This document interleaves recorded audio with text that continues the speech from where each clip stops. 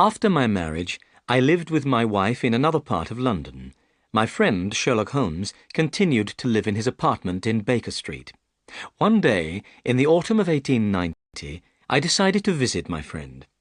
But when I arrived at his apartment, I found he already had a visitor. This visitor was an old man. He was fat, with a red face. But the most unusual thing about him was his hair. The colour of the old man's hair was bright red. "I'm sorry, Holmes," I said. "I didn't know you were busy. I'll wait in the next room." But Holmes didn't want me to leave. He pulled me into the room and closed the door. "This is my friend, Dr. Watson," he said to the old man. "Dr. Watson has helped me with many cases. Perhaps he can also help me with yours." "I'm very interested in your cases, Holmes," I said. "This is Mr. Jabez Wilson," went on Holmes. The old man nodded to me. "Mr. Wilson has come to me with a very unusual story. It's the most interesting problem I've heard for a long time. Mr. Wilson, could you please tell your story again from the beginning? I'd like Dr. Watson to hear it." Mr. Wilson pulled an old newspaper out of his pocket. He opened the paper on his knees and turned to the advertisement page. He ran his finger down the advertisements and pointed to one of them. "Here," he said. "This is how everything began. Read it for yourself, Dr. Watson." I took the newspaper from Mr. Wilson. It was the Morning Chronicle and was 2 months old. I read the advertisement. "The Red-Headed League. Another vacancy is open for someone wishing to become a member of the League. Salary, £4 a week. All red-headed men over 21 years old should come on Monday at 11 a.m. to this address: Duncan Ross, The Red-Headed League, 7 Pope's Court, Fleet Street, London." The picture sequence from the cinema has finished. You can look at it once more if you want. "What a strange advertisement," I said. "Whatever can it mean?" Holmes laughed. "It's very unusual, isn't it?" he said. "And now, Mr. Wilson, tell us your story." "Well," began Mr. Wilson, "I have a small shop in Saxe-Coburg Square in the City of London. But business hasn't been good for some time, and I don't make much money any more. I used to have 2 assistants, but now I can only pay 1. My assistant is very interested in learning the business, so he's willing to work for half pay." "That's very unusual," said Holmes. "What's the name of your assistant?" "Vincent Spaulding," replied Mr. Wilson. "He's an excellent assistant, but he does do one unusual thing. Spaulding's very interested in photography and takes a lot of photographs. He develops these photographs himself in the cellar of my shop. When he isn't working, he spends all his time down there." "Go on," said Holmes. "We live very quietly," continued Mr. Wilson. "I don't go out very much, and I don't read the newspapers. One day, 8 weeks ago, Spaulding came to me with a newspaper in his hand. It was the same newspaper that I showed you, Dr. Watson. "Mr. Wilson," said Spaulding, "I wish I were a red-headed man." "Why?" I asked in surprise. "Well, here's another vacancy in the Red-Headed League," replied Spaulding. "The Red-Headed League?" I asked. "What's that?" Spaulding looked at me and laughed. "Haven't you ever heard of the Red-Headed League?" he said. "You could become a member and make a lot of money." "Well, when I heard that," said Mr. Wilson, "at once I became very interested. I needed more money, so I asked Spaulding to tell me more about this Red-Headed League." "I think," said Spaulding, "the League was started by an American called Ezekiah Hopkins. Ezekiah Hopkins was a very rich man and enjoyed doing unusual things. Hopkins was red-headed himself and liked all other red-headed men, so when he died, he left his money in his will to help red-headed men. The money was used to start the Red-Headed League. When a man became a member, he would be paid an excellent salary for very little work. "And now," said Spaulding, showing me the advertisement again, "here's another vacancy in the League. Why don't you go to Pope's Court, Mr. Wilson? I'm sure you could become a member." "Now, as you see, gentlemen," continued Mr. Wilson, "the colour of my hair is bright red, so I thought I could easily become a member of this red-headed League. Vincent Spaulding seemed to know a lot about the League, so I asked him to come with me to the address in the advertisement. We closed the shop for the day and set off for Pope's Court, Fleet Street." The picture sequence from the cinema has finished. You can look at it once more if you want. Holmes rubbed his hands together and smiled. "Your story is very interesting, Mr. Wilson," he said. "Please go on." "When we arrived in Fleet Street," said Mr. Wilson, "we saw a strange thing. The whole street was full of red-headed men. They had all come to answer the advertisement. When I saw how many men were waiting, I wanted to go home, but Spaulding wouldn't let me. He pushed and pulled me through the crowd. At last we reached the stairs leading up to the office in Pope's Court. A small man was sitting behind a table. The colour of this man's hair was a brighter red than my own. "This is Mr. Jabez Wilson," said my assistant. "He has come about the vacancy in the League." The small man looked carefully at my hair. He looked at it for such a long time that I began to feel uncomfortable. Suddenly he bent forward and grabbed my hair with both hands. He pulled at it until I cried out in pain. "I'm sorry I hurt you," said the man. "Your hair is a wonderful colour, but I had to make sure you weren't wearing a wig. I had to find out if your hair was real." Then he went over to the window. He opened it and shouted down to the men below that the vacancy was taken. The red-headed men groaned with disappointment. Then they began to walk away. In a few minutes, the square was empty. "My name," said the small man, "is Duncan Ross. You are now a member of the Red-Headed League. When can you start the job?" "Well, that's going to be difficult," I replied. "I have a business already." "Oh, don't worry about that, Mr. Wilson," cried Spaulding. "I can look after the business for you." Now, I knew that my assistant was a good worker and would look after my business well. So I asked Duncan Ross, "What are the hours of work?" "Every day between the hours of 10 o'clock and 2 o'clock, replied Mr. Ross. "The pay is £4 a week, but you must not leave the office at any time between 10 and 2. If you leave for any reason, you'll lose your pay." "I understand," I said. "And what is the work?" "Copying out the Encyclopaedia Britannica. The first book of it is over there. Will you be able to start work tomorrow?" "Certainly," I said. "Then goodbye, Mr. Wilson. I hope you enjoy your work." I went home with Vincent Spaulding. I was very pleased. It was an easy job to copy out the Encyclopaedia Britannica, and the pay was excellent. Next morning, when I arrived at the office, Duncan Ross was waiting for me. I started copying out the encyclopedia, beginning with subjects under the letter A. Sometimes Mr. Ross left the room, but he kept coming back to see me. At 2 o'clock he told me I had worked well. He was very pleased.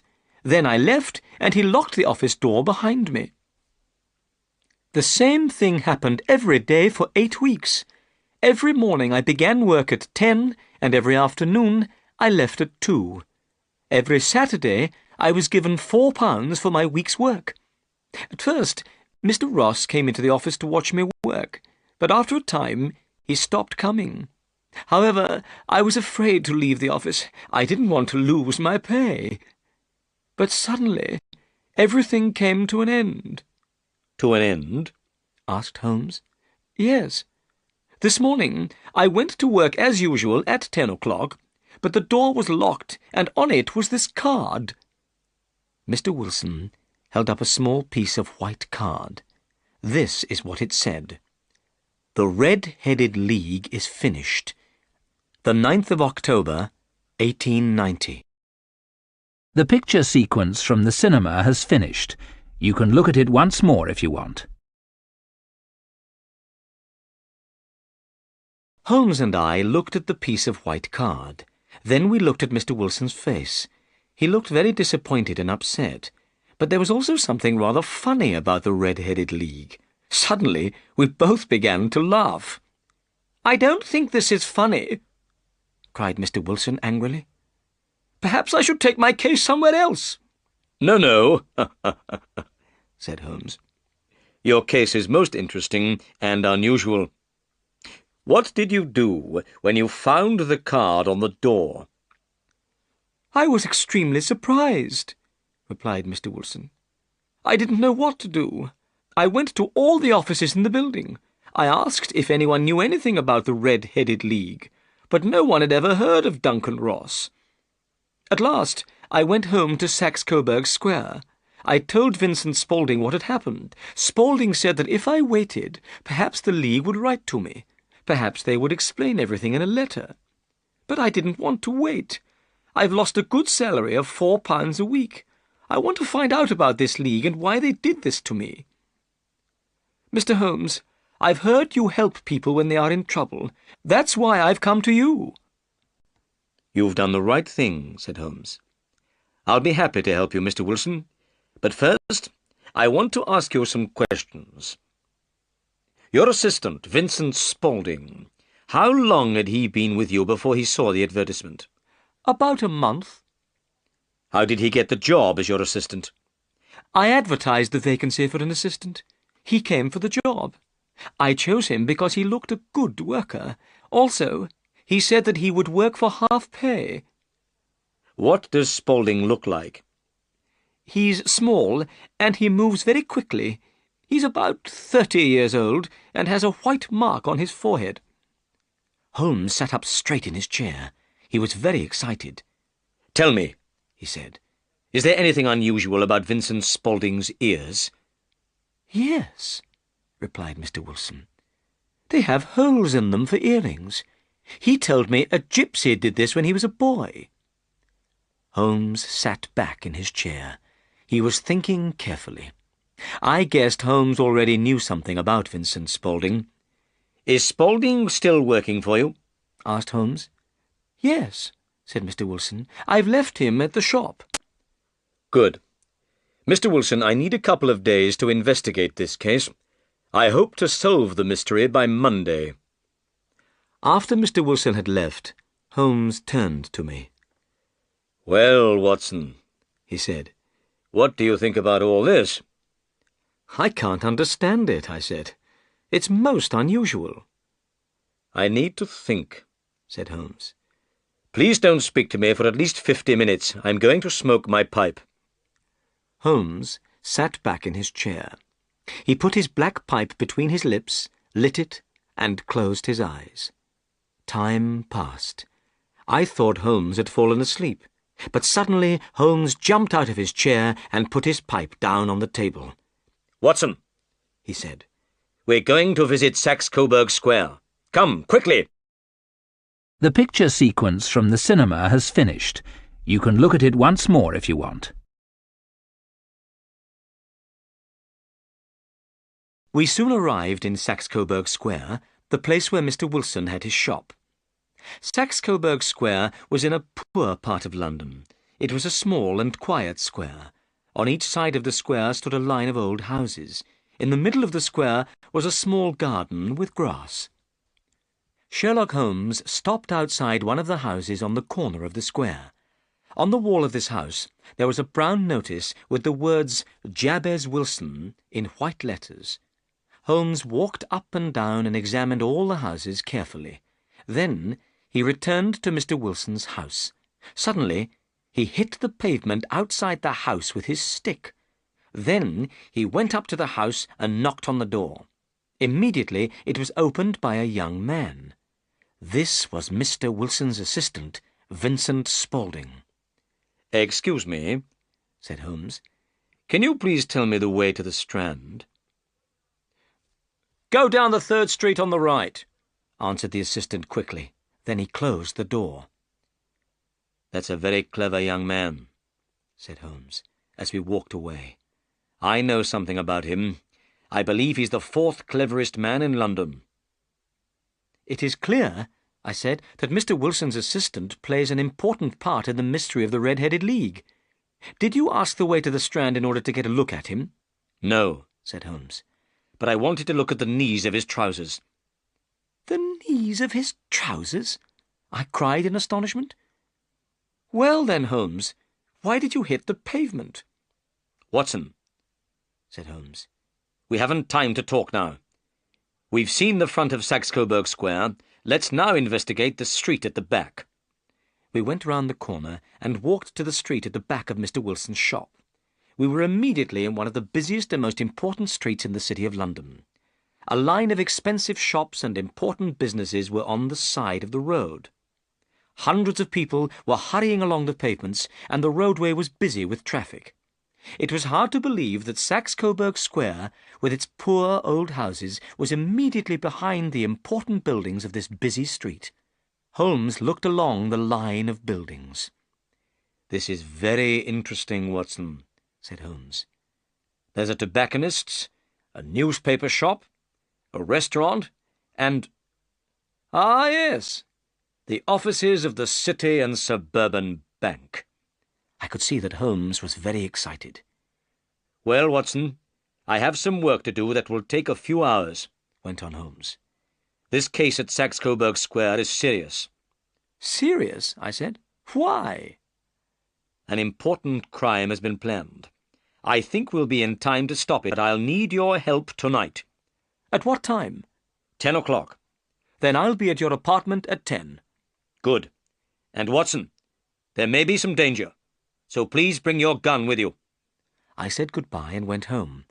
I thought about everything that had happened. It was a very strange case, and I did not understand what was happening. Where were we going that evening? What were we going to do? Why did I have to bring my gun? And who was Vincent Spaulding? There was only one thing to do. I had to wait until the evening. Then perhaps I would get the answers to these questions. The picture sequence from the cinema has finished. You can look at it once more if you want. At 9:15 that evening, I set off for Baker Street, where Holmes lived. When I arrived, I noticed 2 carriages standing outside Holmes' door. Inside his apartment, Holmes was talking with 2 men. One of them was Peter Jones, a police detective. The other man was tall and thin, with a sad-looking face. "Hello, Watson," said Holmes. "I think you already know Mr. Jones of Scotland Yard. Let me introduce Mr. Merryweather. Mr. Merryweather is also coming with us tonight." "I hope it's important," said Mr. Merryweather sadly. "I usually play cards with friends on Saturday evenings. I have played cards every Saturday night for the last 27 years.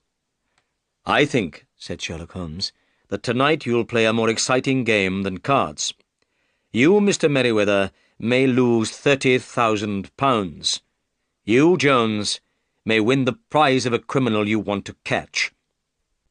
"The criminal John Clay, murderer and thief," said Jones. "He's a young man, but he's a very clever criminal. I want to catch him more than any criminal in London." "It's time to go now," said Holmes. 2 carriages are waiting. You 2 take the first carriage, and Watson and I will follow in the second." The carriages went quickly through the dark streets. I wondered where we were going. "We're nearly there," Holmes said to me at last. "This man, Merryweather, is a bank manager. I wanted Jones to come with us too. He's a good man. He's not very clever, but he is very brave. Ah, here we are." We were in the same busy street which Holmes and I had visited earlier in the day. We got out of the carriages, and Mr. Merryweather took us down to a small side door. Through the door was a corridor with an iron gate at the end. Mr. Merryweather opened this gate and stopped to light a lantern. Then he took us down some steps and through another gate. At last we were in a large cellar. This cellar was full of large boxes. Holmes took out his magnifying glass and went down on his knees to the floor. He examined the stones on the floor, then he jumped up and put the glass back in his pocket. "We have about an hour," he said. "The criminals will wait until Mr. Wilson is in bed. Then they'll move quickly. Watson, we're in the cellar of one of the most important banks in London. Mr. Merriweather is the manager of this bank. He'll explain why the criminals are interested in this cellar at the moment." "About 2 months ago," whispered Mr. Merriweather, "the bank received a huge amount of gold from the Bank of France, but we never used the money. It's still lying in boxes in this cellar." "I understand," I said. "Well," said Holmes, "let's make our plans. Mr. Merriweather, you must put out the lantern. But first, we must decide where to stand. These men are dangerous, and we must move carefully. I want you all to hide behind these boxes. When I shine my light on the men, attack them. If they fire a gun, Watson, shoot back at once." I hid behind a wooden box and put my gun on the top. Merriweather put out the lantern, and we were in complete darkness. "They have only one way of escape," whispered Holmes. "That's back through Wilson's shop, into Saxe-Coburg Square. Have you done what I asked you, Jones?" "3 police officers are waiting at the front door of Wilson's shop," replied Jones. "Excellent. Then everything is ready. And now we must be silent and wait." The picture sequence from the cinema has finished. You can look at it once more if you want. More than an hour went by. My arms and legs were tired, but I was afraid to move. The only sound was the breathing of my 3 companions. Suddenly, I saw a light. This light was coming from underneath the floor. It was shining between the stones in the floor. Slowly, one of the large stones turned over on its side. There was now a large square hole in the floor. The light of a lantern shone up through this hole. I saw a face appear in the hole. By the light of the lantern, I recognized Mr. Wilson's assistant. The young man pulled himself up out of the hole. He turned round and stood beside the hole. Then he began to pull up another man after him. This man was thin and small, with bright red hair. "Let's hurry," whispered the young man. Suddenly, Holmes jumped forward and grabbed the young man by the neck. Immediately, the man with red hair jumped down the hole again. Jones grabbed at his coat, and I heard the sound of tearing cloth. At once, the young man pulled a gun out of his pocket, but Holmes hit the man's hand, and the gun fell to the floor. "Stand still, John Clay," said Holmes. "You cannot escape." "All right," replied the young man. "but I think my friend has escaped." "You'll see your friend very soon," said Jones. "There are 3 policemen waiting for him at the front door. Now then, John Clay, please hold out your hands. I'm going to take you to the police station." Jones put the handcuffs on John Clay's wrists, then led him upstairs. Holmes, Mr. Merriweather, and I followed them from the cellar. "Mr. Holmes," said Mr. Merriweather, "I don't know how the bank can thank you. You've stopped a very serious crime." "Well," replied Holmes, "I've wanted to catch John Clay for a long time, and this has been a very interesting case. I enjoyed hearing the strange story of the Red-Headed League." The picture sequence from the cinema has finished. You can look at it once more if you want. Later, Holmes explained to me the mystery of the Red-Headed League. "You see, Watson," he said, "it was clear that the men in the Red-Headed League wanted only one thing. They wanted to get Mr. Wilson out of his shop for some hours every day. That was why they kept him busy copying out the Encyclopaedia Britannica. John Clay is a very clever young man. It was he who thought of the Red-Headed League. He thought of it because Mr. Wilson's hair was the same colour as his friend's hair, very bright red. Clay put the advertisement in the newspaper, Then he showed the advertisement to Mr. Wilson.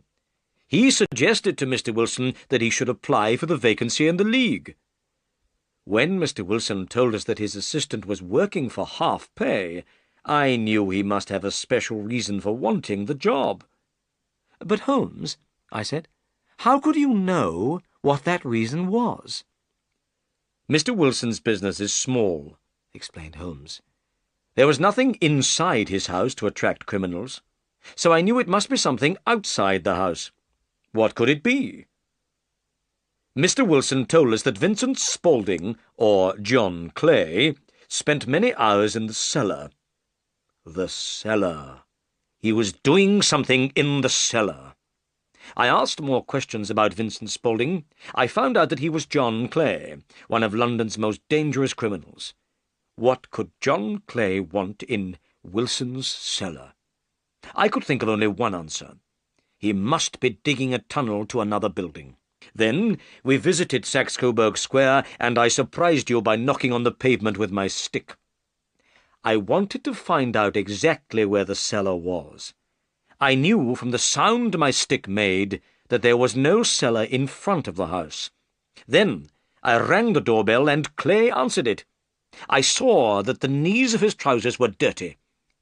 Clearly he had been digging for many hours. But what was he digging for? I walked round the corner, saw the City and Suburban Bank, and knew that I had solved the problem.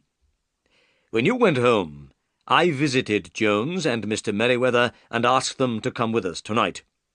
How did you know the criminals would try to rob the bank tonight? I asked. When they closed the Red-Headed League office, said Holmes, I knew the tunnel was finished. The criminals were ready to move. Today is Saturday. No one would come to the bank until Monday. If they took the gold tonight, they would have 2 days for their escape. Excellent, Holmes, I cried. You have been very clever. You have solved another difficult case.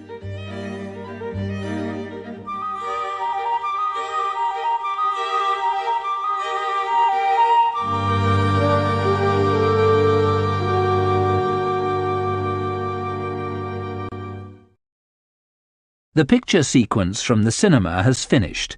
You can look at it once more if you want.